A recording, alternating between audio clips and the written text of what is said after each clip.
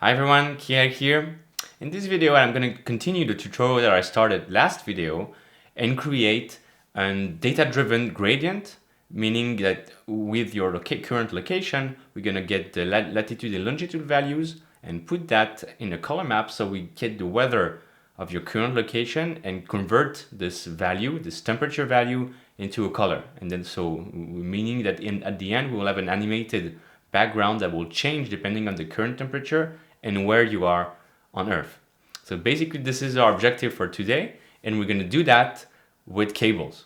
And if you didn't watch the previous video, please watch it. So I introduced some of the basic techniques with cables, and in this one we're going to continue building on what we saw previously. So if I go back here, this is the project that we had in the last video. I was explaining how to do a main loop, how to make a camera so we can rotate stuff around, rotate around the scene. Instead, change the background color. So this is something that would be of interest, of course, and put the shader on the cube and play with the different cube and spheres. So we don't really need that. So we're gonna start from scratch. I can just delete the nodes, Control S to save, and I have my main loop, like the basic building block that we have for each patch. So what I want now, as I said in the introduction here, is to get the weather at my current location. So how do we do that? Fortunately, there is a cool website called OpenWeatherMap. So you can just type the URL here, openweathermap.org. You reach this particular website. They want to know your location. So automatically you have this is where I live. This is the temperature outside. And there's a category here called API. If you click on it, you have different options: current and forecast weather data collection. So you have like forecast for 16 days, 30 days, play around with all the different parameters. What we are looking for here is this one call API, new. Make one API call and get current forecast and historical weather data. So let me read the documentation. So when you reach this page, basically it says here how to make an API call. And you have this URL here, openweathermap.org, data one call. And then you can see here, maybe I'm gonna zoom in so you can see better. Here it asks for latitude here as a parameter, longitude, and you can exclude some of the parts of the API. So maybe you don't want to have the alerts like, I don't know, thunderstorm or anything. You don't need that, so you can remove it. And at the end, the last parameter, which is essential here, is the API key. So basically an API, if you're not familiar with what it is, it's an application programming interface. It's a way to call a website and get the values data from a website without having to view it as an HTML page, as we see here. We are only interested in having the data, but we don't really care about all this particular interface or website. We need the data because with this data, we're gonna create our own visuals. So we need this, your unique API key. You can always find it on your account page under API key. So basically, if I unzoom a bit, now when you go here on your account, you can create an API key. It will be created for you automatically, right? You need to log again, and of course it's never the right password, but it's okay. You can just log in, you create it automatically, and you will have like this number. It's going to be a pretty long string of character that you will need to put into the cables patch, right? So you make the calls to this API with your own key. So this is how it looks. It's very simple. It's just one call to this API. If we get the correct latitude and longitude and we put the API key, we should get some values out of it. Okay, so how do we do that in cables? Well, so remember, we're here in our main loop, right? So we need a way to call this API. And so how to do that with your browser? Usually it's called an ajax request. So for asynchronous JavaScript request. So there's a node for that. There's always it's like the Apple ad, right? So there's an app for that. In cables, I would say there's a node for that, right? So you can press tab as we had before, type ajax request a JSON file and output an object, right? So if we go back to our API here, so this is how you call it. This is the different parameters, and this is an example of the response that you could have. Latitude, longitude, time zone, current, and like all of this data formatted into the JSON file format for JavaScript object notation. So this is like very easy to read, to transform this particular text, because everything here is text, even though you have numbers, into a JSON object that you can interpret with your browser. So this is like the result. We don't need the alerts like heat, result remains. We don't care about this. When we only care about is the current, for now, is the current weather, your temperature at your current location. Okay, so we have this node that can call to the external websites. So how does it work? You have different parameters, and the first one being URL. So it would be cool, right? Because we know from there that this is the URL we need. Okay, so maybe I should start just by, copying this as a text. And I could put this here because this is a string input. So if I put here string node, I could do this, connect it here, put the values. But first, you notice that it's not very practical, right? Because you have to scroll here, so it's a bit annoying to do. And second, we need to replace some of the values here, right? We need to have a way to get our coordinate and replace part of this string with our coordinates. So I would suggest we delete the string and we put another node called string editor, which is a bit different because you can click here. So it's single string, you can connect it here, but you have a button, edit button, and then you have like this interface. So you can really paste the URL here, and see what's what. You can really like edit, you can resize this tab, so it's easier to read. And what we notice is we need to replace this particular value, this one, and this one. So how could we replace automatically? One bad solution would be to do that. And let me show you what we should not do so you understand. There's a way to concatenate multiple strings together. For instance, here, let's say I put, hello and the second string world. The output here will be hello world. So check it out. When I click here, you have this zoom button, I would say. You can click here and basically inspect what's happening inside at the output of this node. And as you can see, the two strings here are concatenating next to each other. So there's not even a space between them. I can click here and say, okay, add a space, or maybe add a new line, and I would see hello, \n world, and hello world in 2 lines. This is what you have as a character to denote, to show that there's a new line between the two of them. It's not very good. I can just, as I said before, take part of the URL and then the second string would be my latitude, then add, concatenate and recreate the whole string. But this is not very optimal solution. A better solution would be to use another node which uses string interpolation. So if you're not familiar with this term, check it out, string interpolation. What it means. So it means that you replace part of the strings, the value that you have in your URL or any other string of character, and then you replace it with the placeholders, and then you change the placeholders to the real actual values. You have that in, as you can see here, in 1,000 different languages. You have this, of course, in JavaScript and in cables as well, because you should consider cables as another programming language in itself. So to do that, we use another operator called string compose, which looks a bit like concatenation, but combine multiple values to a new string. And look it up. Here you have the format. So this is like the original string. And as you can see here, you have $A, $B, $C, $D. And these are so you can go till $F. And then as you can see here, you put the parameters, and when you output the string, you see that it's being replaced by the values that you put on the string B, C, and D. So this will be cool for us because it means that we can, take the full URL that we had before, replace the values here, and output the correct constructed URL. So I just connected here, but I need to go back in my editor here to change the values because cable expects $A, B, C, and D, and not here curly brace with the value.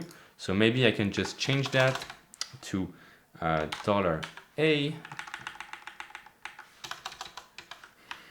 $B, exclude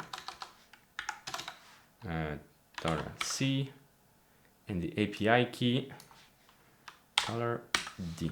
Okay, save. Don't forget to save here. This is safe for this particular node. And now, check it out. So I have A, B, C, D replaced. If I just look it up, you see that this will be replaced. The lat equals world, which is the first parameter of my string A, long equals 1, and so forth. So now we have a way to compose the URL that we had at the beginning. String, we can, as I said before, put like basic or template URL so that we know what this node does. Okay, we know that we need to compose it and then replace the parameters. I'm going to save the patch here, and of course this is going to be called to the ajax request so that we actually get some values back. But let's finish to have a correct URL being constructed. So as I said before, you need an API key. And this you need to get it from the website here. When you click here, my API key, you will then replace it here. So I'm going to copy it from another patch that I have, and it's going to look like this. Please put your own. It doesn't really matter, but put your own, so you don't take all my API calls, even though it's pretty like nice. Like the number of calls you can make per day is pretty high. So I can just replace it. What do I need? Okay, let me go back here to the string value.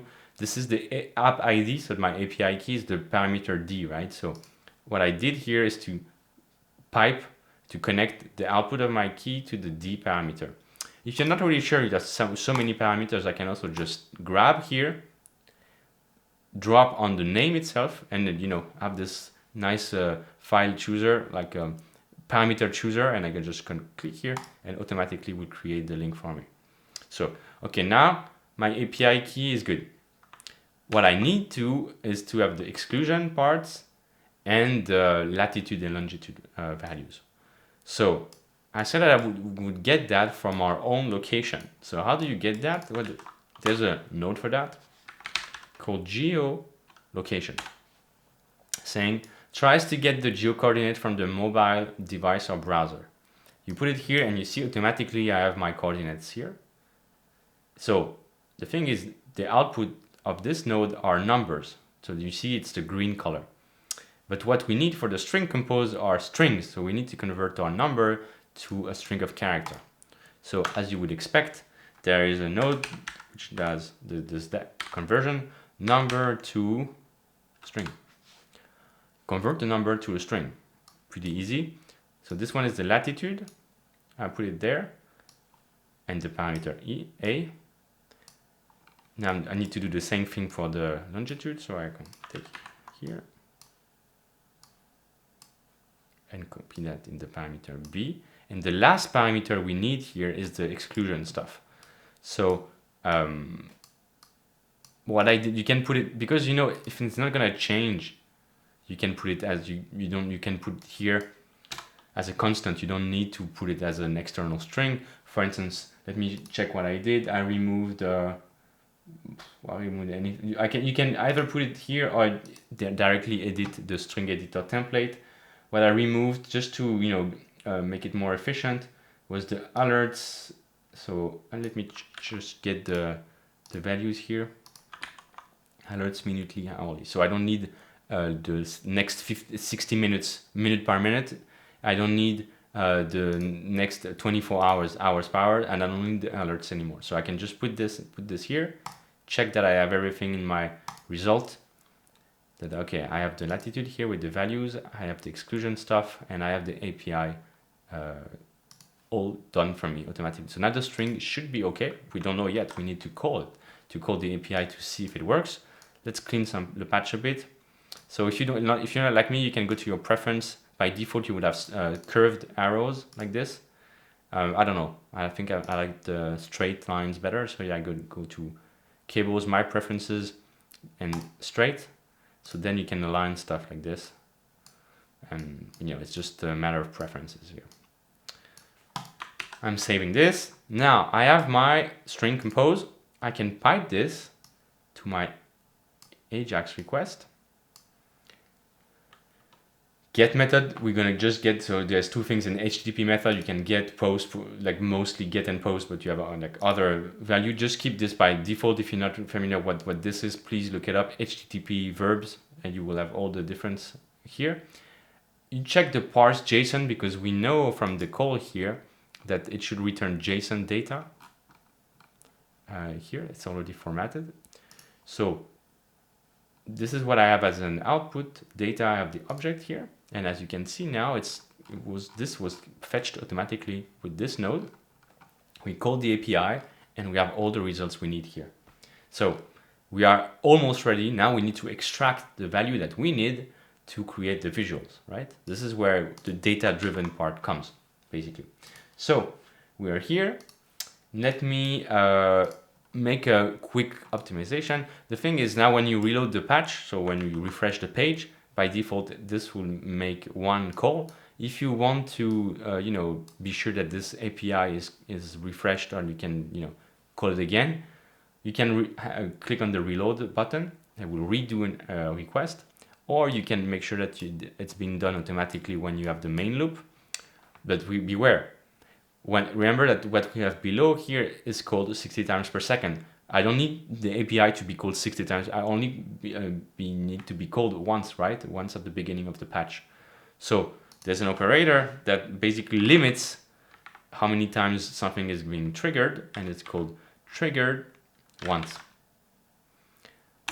So instead of what we have before being refreshed 60 times per second, here when I connect to this particular the node, this will be called once, and then this I can put into the reset here. So I make sure that it's being called only once. Okay. This is just to make sure that it's being called. Okay, so now we have our results, and we are good. We have with the inspector here. Now what I said before is we need to get the current temperature. So let me look inside the object here. What do I see? I see that we have the parameters that we put as input, and we have the current. Current means right now. In this right now object, we have dt for it's to be in timestamp. So this is the number of seconds elapsed since the 1st January of 1970. This is how we count time in computer science. It always starts with this particular time, and then we count the number of seconds. So we make sure in UTC timestamp, or GMT 0. So we make sure that we have all the same reference when we count stuff and dates. This is this parameter. This is like the data I would guess for sunrise and sunset. The temperature, and something is wrong here because we don't have temperature, should not exceed 100 degrees Celsius. And I'm not sure, probably this is Kelvin. So it's not a very good unit. We need to change the units. If we go here, we have as a parameter units, optional units of measurement, standard, metric, imperial. I'm not sure, imperial and 200 degrees seems very high. So we need to make sure that this is in a metric format. So we need to go back to our API here, to our the whole string, and add it. So I can add it everywhere, but basically I can just add. So I put the and sign, units, metric, save, call it again, reload, here with the trigger once. So now it's being triggered, so I need to deconnect, reload it, reconnect it, check it out, and now temperature 11 degrees. Much better than 280 degrees, right? So now okay, this is the correct number. This is the temperature around me right now. I need to get this number to drive a parameter. Now maybe we're gonna be changing the color as we said before. So from here, there's a very cool new tool that the cables team implemented not long ago. It's this particular gear here. You can click it. And basically this will analyze the structure of the JSON, the object that we have right now, and allows you to pull any values or convert, if it's an array or something that is being repeated, extract this particular a value from the JSON as an array, and you can, or as a number. So what we need here is this particular value as a number. I clicked once, and you see automatically the node was created for me, which is called object get number by path. And this is the path from the root object, the JSON object. I can go to current. Let me go back here. This is the root object. I can go to current and then dot temperature, and then I will go basically in the hierarchy here. So now I have this particular number, I have the output, so I'm pretty good. Now I need to convert this output into some graphical values, for instance. So how do we do that? Well, to do that we need something else.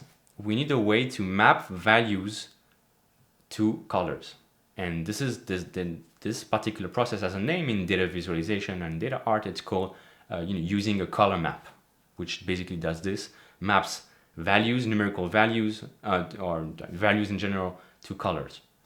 But by default, we don't have any good color maps, so we need to create our own or import one. And I'm going to show you how we do that.